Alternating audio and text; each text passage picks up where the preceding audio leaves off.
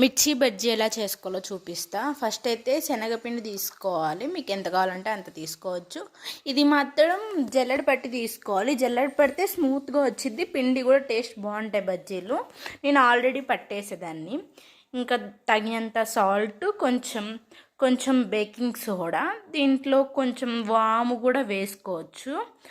నా దగ్గర వాము లేదు కాబట్టి జస్ట్ ఇది ఒకటే వేసాను. ఫస్ట్ అయితే ఇంకా అంతా మిక్స్ చేసేసుకొని కొన్ని వాటర్ పోసుకుంటూ మొత్తం మిక్స్ చేసుకోవాలి. కొంచెం థిక్గానే కలుపుకోండి పిండి మొత్తం. మరి అంత లూజ్ కలుపుకుంటే మిర్చీలు కూడా అంత సరిగ్గా రావు. కొంచెం థిక్గానే కలుపుకోండి. ఇంకా గ్యాస్ పైన అయితే ఇంకా ఆయిల్ అయితే వేడికి పెట్టేస్తున్నాను.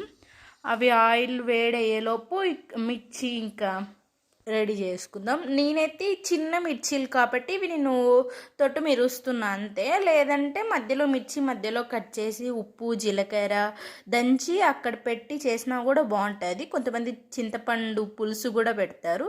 నేను లేదు, జస్ట్ నేను విడిచి పెడుతున్నా, చిన్నగా ఉన్నాయి కాబట్టి మిర్చీలు.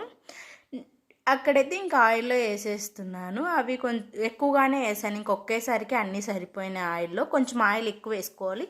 బజ్జీలు మునిగేంత వరకు ఆయిల్ వేసుకోండి.